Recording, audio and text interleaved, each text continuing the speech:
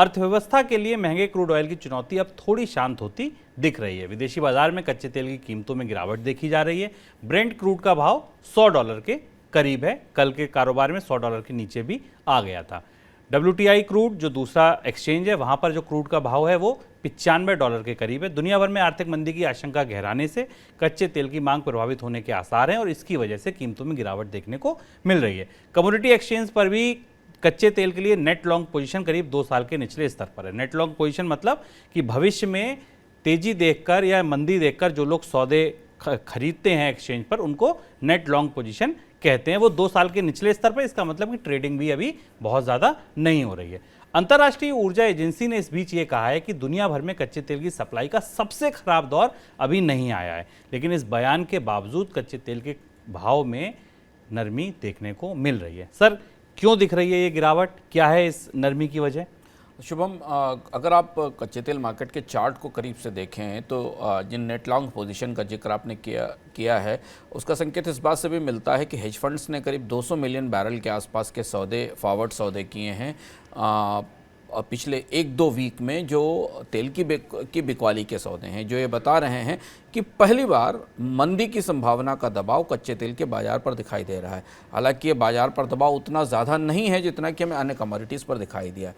और यहाँ कच्चे तेल का बाज़ार 2 परस्पर विरोधी हिस्सों के बीच में खिंचता दिख रहा है। एक तरफ मजबूत बियरिश ट्रेंड है और दूसरी तरफ मजबूत बुलिश ट्रेंड है, और दोनों एक दूसरे के साथ बराबर खिंच रहे हैं। और ये वॉलेटिलिटी कच्चे तेल बाजार में कई सारे और अंतर्राष्ट्रीय घटनाक्रमों के समानांतर चल रही है, और इसे हम समझने की कोशिश करते हैं। बेरिश ट्रेंड कहाँ से आ रहा है? बेरिश ट्रेंड इस बात से आ रहा है कि कोविड का एक नया वायरस मिला चाइना में, मास टेस्टिंग होना शुरू हुई, ऐसा लग रहा है कि चाइना में लॉकडाउन की नौबत आएगी। मंदी का ट्रेंड कहाँ से आ रहा है? अमेरिकी अर्थव्यवस्था में मंदी की संभावनाओं के आकलन बड़े होते जा रहे हैं, 50 से 60% के आसपास पहुँच रहे हैं। यूरोप में मंदी और ज़्यादा गहराने की संभावना है। हम आज चर्चा करेंगे कि यूरो की पैरिटी $1 रह गई है। ये संभावनाएं ऐसी हैं जो कच्चे तेल की मांग को कम करने की पर केंद्रित हैं, और इसलिए हमने अब तेल को 112-113 से घटकर 100 और 102 के आसपास आते देखा। हालांकि हमें पिछले 15 दिन में 2 ही बार ऐसा दिखाई दिया है जब तेल $100 से नीचे आया है, और उसके बाद कच्चे तेल ने 100 से ऊपर का स्तर मेंटेन करके रखा। ये बियरिश साइड की संभावना है। बुलिश साइड की संभावनाएं बाजार में 2 तरह से दिखाई दे रही हैं। एक ये कि लीबिया का कच्चे तेल उत्पादन बराबर फोर्स मेजोर में है, यानी वहाँ उत्पादन बंद है। सऊदी अरब की तरफ से उत्पादन बढ़ाए जाने की जो संभावना है, उसे लेकर बाजार में चर्चा है तेल बाजार में कि सऊदी अरब की अतिरिक्त क्षमता की बात तो की जा रही है, लेकिन वैसा होने की संभावना नहीं है। सबसे ज़्यादा निगाहें तेल बाजार में उस मुहिम पर हैं जिसमें कि रूस के कच्चे तेल की कैपिंग की जाएगी कि नहीं की जाएगी, और यदि रूस और कच्चे तेल की कैपिंग में कोई बदलाव होता है, वो ये नियम लागू होता है, तो तेल बाजार में आपूर्ति की समस्या होगी। और तीसरा और महत्वपूर्ण घटनाक्रम जो अंतर्राष्ट्रीय कूटनीति में तेल के आसपास हो रहा है, जो बाइडेन सऊदी अरब पहुँच रहे हैं, वो सऊदी अरब के शासन को कच्चे तेल का उत्पादन बढ़ाने के लिए प्रेरित करेंगे। पेच यहाँ शुभम यह है कि अगर कच्चे तेल की कीमतें $100 प्रति बैरल से नीचे आ जाती हैं, तो इसका मतलब है कि फिर सऊदी अरब के ऊपर दबाव बनाना मुश्किल होगा, क्योंकि बाजार में मंदी के संकेत पहले से ही दिखने लगेंगे। तो ये माना जा रहा है कि अगर कच्चे तेल की कीमतें $110-120 के आसपास होती तो शायद जो बिडेन की बात में इतना दम होता कि कच्चा तेल महंगा है। लेकिन अब कच्चा तेल अगर अपनी ताकत से ही, मंदी के दबाव से ही पिघलने लगा है, तो इसका मतलब है कि उत्पादन में बढ़ोतरी की गुंजाइश नहीं है। लेकिन सप्लाई साइड से, आपूर्ति की दृष्टि से कच्चे तेल पर दबाव लगातार बना हुआ है। अभी भी ओपेक देशों के पास पर्याप्त उत्पादन नहीं है। करीब 2.5 मिलियन बैरल पर डे उनके टारगेट से कम उत्पादन बाजार में हो रहा है। तो ये उतार चढ़ाव और खींचतान कच्चे तेल के बाजार में अगले कुछ दिनों तक जारी रह सकती है। सर, IEA इसी सप्लाई चेन की बात कर रहा है या उसको कुछ और घटता दिख रहा है, जो वो कह रहा है कि सबसे खराब दिन तो अभी आए नहीं है? IEA ने कई सारे आयामों को ध्यान में रखकर बात कही है, जैसे कि ईरान और रूस के बीच में जो नया गठजोड़ शुरू हो रहा है। पुतिन एक मीटिंग के लिए तेहरान जाने वाले हैं, जहां ईरान और टर्की मिलेंगे।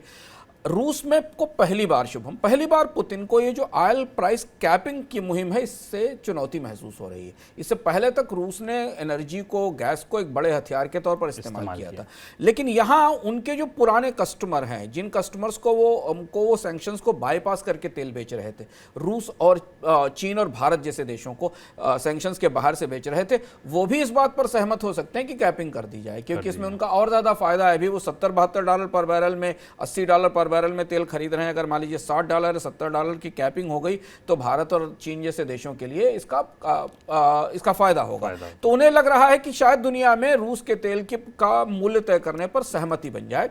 ईरान एक दूसरा बड़ा प्रोड्यूसर है जिसने अभी हाल में बाजार में प्रतिस्पर्धा के लिए अपने कच्चे तेल की कीमत रूस से भी नीचे कर दी और चीन ने बड़े सौदे ईरान के तेल के आयात को लेकर किए। तो ईरान और रूस मिलकर तेल बाजार में एक नया गठजोड़ बनाने की कोशिश कर रहे हैं। कूटनीतिक गठजोड़ है, पर उसका सीधा असर बाजार में कच्चे तेल की आपूर्ति पर दिखाई देगा। एक चीज ये, इस बात की तरफ आईए ने इशारा किया लेकिन खुलकर नहीं किया। दूसरी बात जो आईए ने बहुत महत्वपूर्ण बात कही, उसका कहना यह कि अगर मौजूदा परिस्थिति में दुनिया का कोई भी देश या कोई भी तेल उत्पादक देश, यहाँ तक कि अरब देश जिनके पास तेल उत्पादन बढ़ाने की क्षमताएं हैं, वहाँ तेल की प्राप्ति कम मेहनत से हो जाती है, उन्हें भी अगर अपनी तेल उत्पादन क्षमताएं बढ़ानी होगी तो 3 से 4 साल लगेंगे नए निवेश करके, नए तरीके के रिस्क लगाने में, उत्पादन बढ़ाने में।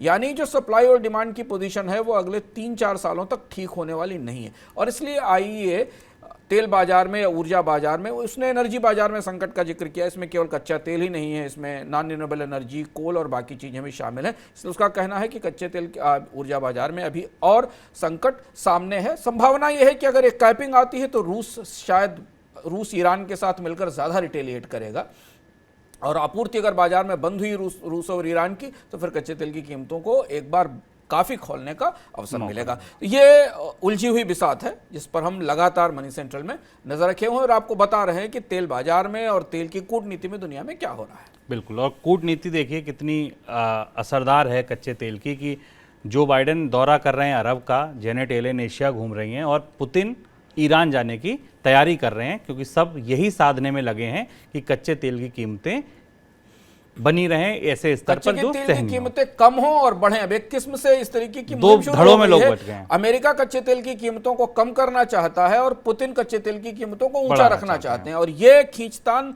पूरी की पूरी लड़ाई, नाटो वर्सेस रशिया की पूरी लड़ाई एक तरह से कच्चे तेल के बाजार में आकर बैठ गई है।